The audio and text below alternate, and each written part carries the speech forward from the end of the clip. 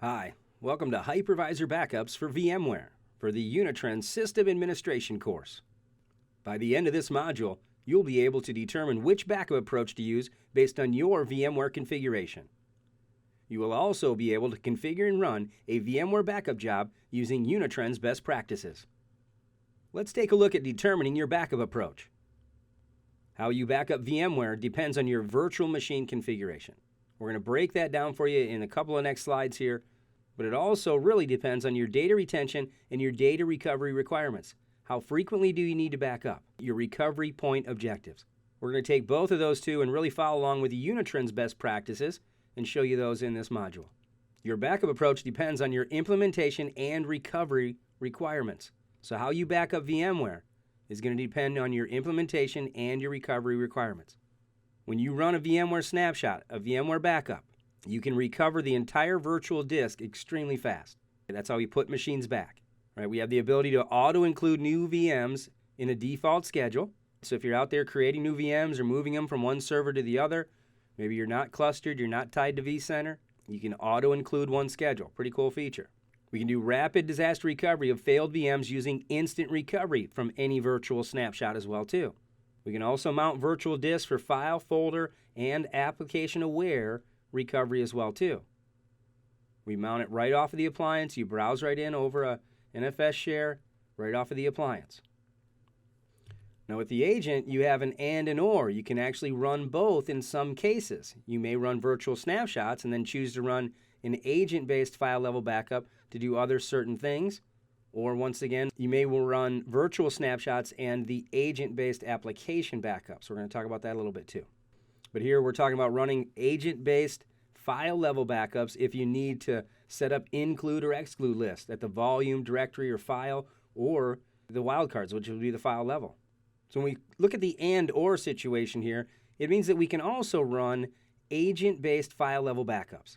So if you need to set up includes or excludes at the volume, directory, or the file level, the wildcard level, you can do that with our agent-based file level backups.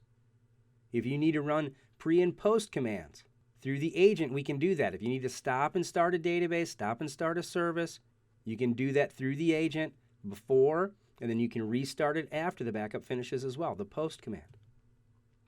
You also may want to run file level agent-based backups if you've configured any RDM or you have any sparse disks. Right? If you've gone through the guest to configure any additional storage and the host can't see it, then the host can't snapshot it. If you go to the virtual machine and you configure it through the host and add a VMDK, the virtual host can see it, the virtual API can see it, we can snapshot it. Okay, if you're running SharePoint or Oracle or SQL or Exchange in clusters, you're going to want to run the agent. All right, we have direct agents for those database platforms as well too. We can do integrated bare metal. We can bring them right back to VMware, and you also have the luxury of going to physical hardware if you need to. We can also go to a virtual domain controller. If you have a virtual domain controller, you still want to make sure you're running an agent-based file level backup across that machine. And also, once again, if you're running the ESXi free version, we cannot do virtual snapshots against ESXi free. You have to treat those like physical machines, put the agents on them, integrated bare metal. Once again, we can go right back to VMware. Little note there, if you're using snapshots and running single server instances of SQL or Exchange in the VM, you could turn on the application aware setting. We're going to talk about that a little bit more in the next slide. Little warning down there too, the snapshot approach is preferred when supported. We do recommend for VMware, and I said the same thing in Hyper-V, when you can, always run a snapshot. It's the fastest method of recovery to bring the entire machine back and all of its content, all of its applications running and everything. It is the fastest approach. Here's the question that everybody always wants to ask. When should I use application-aware snapshots? Let's break that down for you a little bit. So first of all, application-aware, it's an option when you're running a SQL server that's a single instance or Exchange, a very simple Exchange. You're not running DAG, you're not running a cluster for Exchange. It's a single instance of either of those. Turn on application aware. We'll bring that database, that application back all day long. It's consistent as well too. Now application aware, it will discover any applications hosted on your virtual machine and it leverages their VSS writers to QS the data and perform any necessary kind of post-backup kind of processing.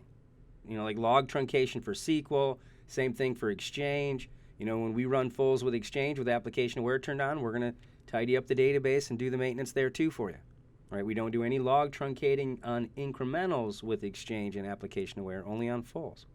Application aware doesn't do anything with VMware templates or virtual machines that are non-Windows OS. So any of your Linux, Unix, Mac, if you got those virtual platforms running out there on guests, it does you no good to turn on the application aware settings. It'll even fail your backups, by the way. Okay, so don't even turn that setting on. It does you no good. Only Windows operating systems, and basically only if you're running a single instance of SQL or Exchange. Really the only time you want to use that.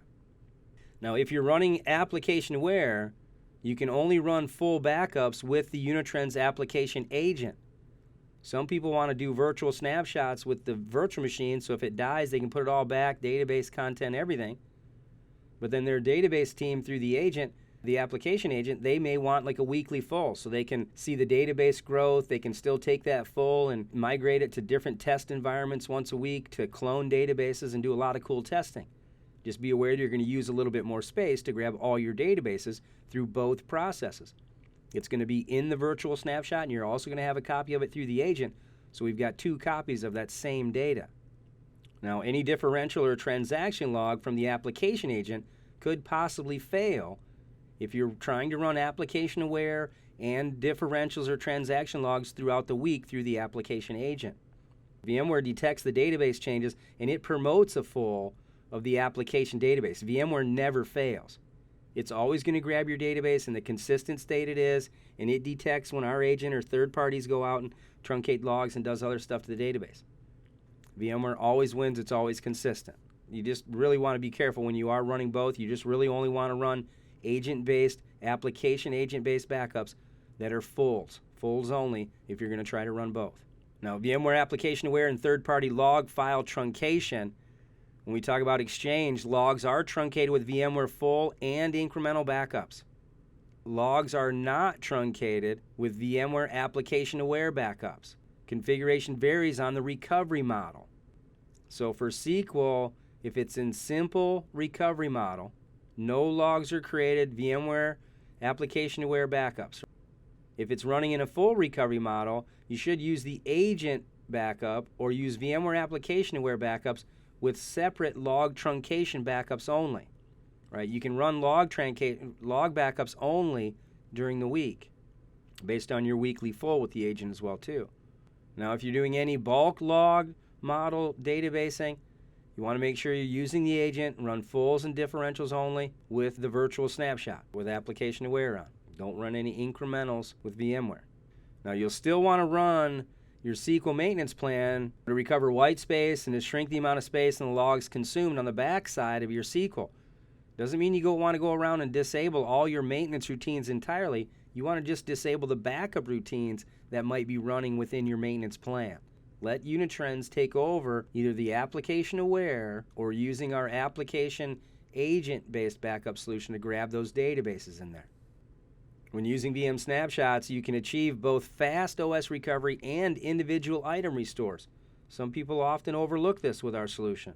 Right? When we go in and back up a server and we do a hypervisor snapshot, whether it's a full or incremental, we're going to synthetically assemble that chain back so you can pull out and recover files and folders and application-aware objects. Very easy to mount it right off of the Unitrends appliance and browse in at the file and folder level and copy out anything you need to its final destination, to replace DR, to clone, whatever you want to do with it.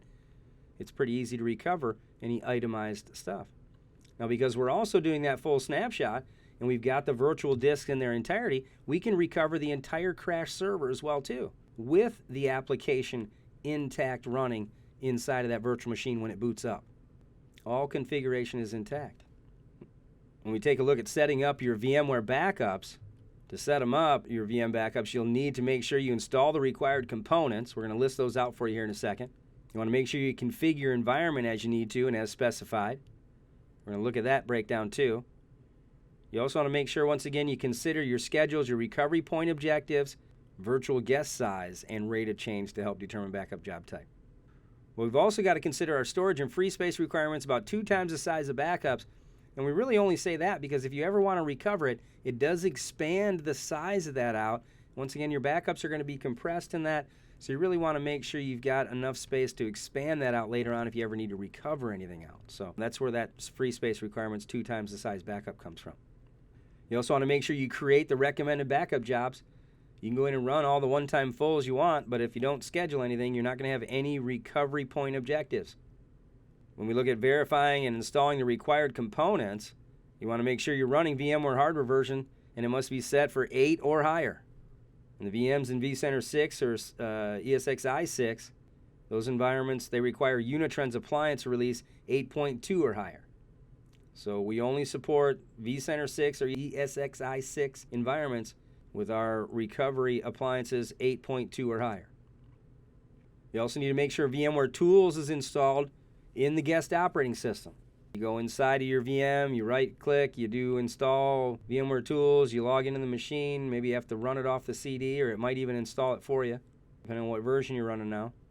You need to make sure you're running the newest version of VMware Tools, make sure it's running and it's installed. That's going to help out with your file system and application consistency. Now, VMware Tools are installed on SQL. VMware performs its own set of backups via the VSS writer. That process can truncate logs if needed. So if you're using the agent to back up SQL or Exchange databases on VMware, if you're using our application agent to back up SQL or Exchange databases, you should disable the VMware Tools from even calling that VSS writer for SQL or Exchange. There is a knowledge base article out there, 308. Just go to unitrends.com, do a KB 308 search, you'll find it.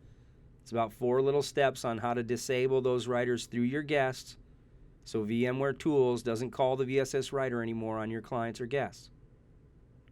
There is no need to install an agent on each guest. We're going at the hypervisor level, and we're going to connect to the API for VMware, so there is no need to put an agent on these guests. A few considerations for VMware backups. If you're going to use application aware, you want to make sure and ensure that administrative credentials for the Windows virtual machine were created. Go into your Manage Credentials area, create the credential for that machine, for the local administrator of the application rights, and use that credential through the configuration. We're going to show you that in the demo. We're also going to make sure that if you're running any templates, they're only protected by vCenter. Unitrends doesn't support backups of templates today. Once again, if you're using clusters, you want to make sure you're connected to the Unitrends appliance to the vCenter, so we can see all the hosts within your vCenter, and if you move servers around, we're going to detect them in your cluster, and they'll automatically get picked up on the schedules, no matter what host they're on. Okay, now once in a while there are examples, we're going to talk about those on the next slide, when you might want to deviate from connecting to vCenter. So the best practice for connecting to your VMware host, most cases you're going to want to add vCenter. Once again, there are exceptions, we're going to talk about those in a second. But you're going to add vCenter to the Unitrends appliance, and it automatically detects all the associated ESXi servers and their hosted virtual machines within that vCenter, that environment. Very easy to do, very easy to start scheduling and grouping those machines too. It works great. Now, if you need higher performance, you want to add vCenter and all the associated ESX servers, and this is what we really recommend, because you do get a little bit better performance when you back up directly through or to the ESXi servers. If we have to go to vCenter, even though the backups don't go through vCenter, we still lose performance through the verification process and the communication process going through vCenter. We do see better performance when you tie directly to your ESXi host. You just have to be aware that if you're not going to vCenter, you're not scheduling through vCenter, and you move servers between hosts, that's where the default automatically add new servers comes in on your scheduling. If you don't have vCenter at all, then you definitely need to make sure you're adding each of those individual ESXi servers. Once again, the appliance is going to contact the ESXi servers directly for backup and recovery. What type of backups do I run for VMware? If the application aware is not in place, you want to run full plus incremental forever. If application aware is not in place, just put it on incremental forever and let it go. It's what's going to work for most servers that are out there. If application aware is in place, you have to run and schedule a weekly full. and at least one daily incremental every 24 hours. It's going to be most of your default schedules for a lot of your machines anyways. Now, VMware hardware version prior to 7, we only support full only. You can only run like a weekly full on it. Can't even run any incrementals or differentials during the week. Could run a daily full if you had the bandwidth for it, but you probably don't need a daily full on it. Now, my recommendation is that any major OS or hardware changes, when you're using incremental forever, you want to make sure you run a one-time full before and before any major changes, technically. Now, you could just run one more incremental before your change, make sure it's all the way up to date, shut it down, but then once you make your change, you reboot it, whatever your change is. Once you're all done, run a one-time full against it to capture all of those changes in a new complete full from scratch. Now, change block tracking, CBT, it must be enabled for differentials and incrementals to run.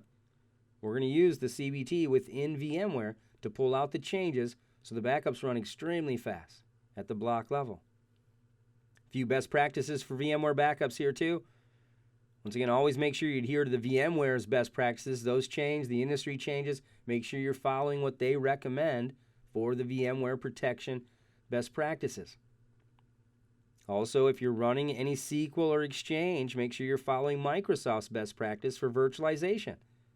So if you have SQL or Exchange in your environment, make sure you're paying attention to what they tell you to do as far as running SQL or Exchange in a hypervisor. They have a certain set of rules as well too.